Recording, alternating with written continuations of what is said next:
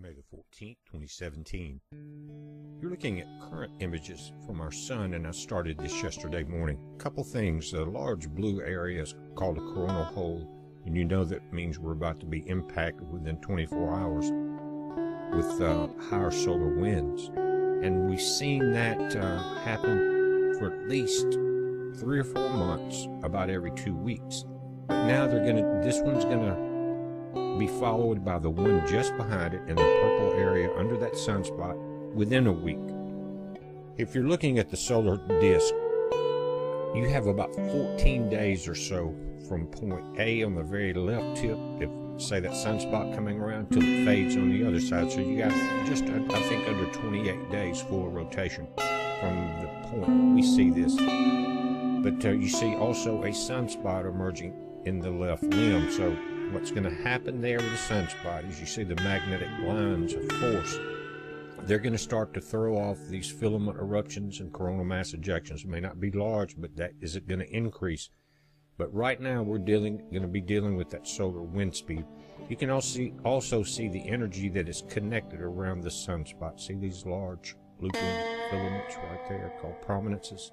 And when they get close enough to that sunspot, they're going to eject, and we're going to see that eruption. Looking at a satellite, we're starting to see a slight increase in tightening of the solar wind in the last 2.5 hours. See that yellow line, the speed in kilometers per second, but it's not high. We're still below 400. Now here's the deal.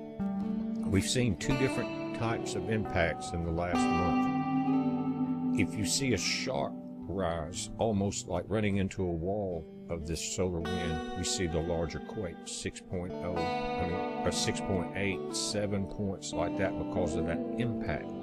Even stronger, and that's where the strong ones are going to catch us. But if you have a slow rise in that solar wind stream, you're going to see the 6s start popping off, relieving pressure from this compression on our planet. But as you look around, you can see where we are dealing with the pressure here, and that's the center of the planet.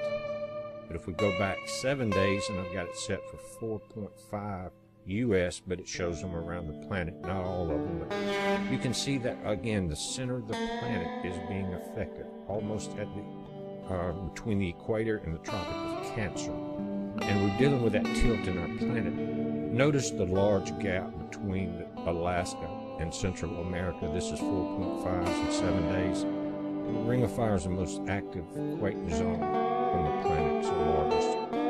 And that's just a goal. I know I've said it a bunch of times, but that area is locked and loaded. So as we come into this solar wind stream, within 24 hours, you're going to see that wind start to get to its highest point. They're saying on the 16th. And once you see it facing us the way it is now, that solar wind stream, guys, doesn't hit us immediately. Now, if it's a burst of light energy coming from the sun, it's 8.2 minutes to travel 93 million miles. But the solar wind stream is moving slower than that. And you can see as it goes in from 350 to 600 kilometers per second, things like that, you're well over 1.2, 1.3 million miles per hour. And it compresses our atmosphere. We see those quakes, so keep an eye on that.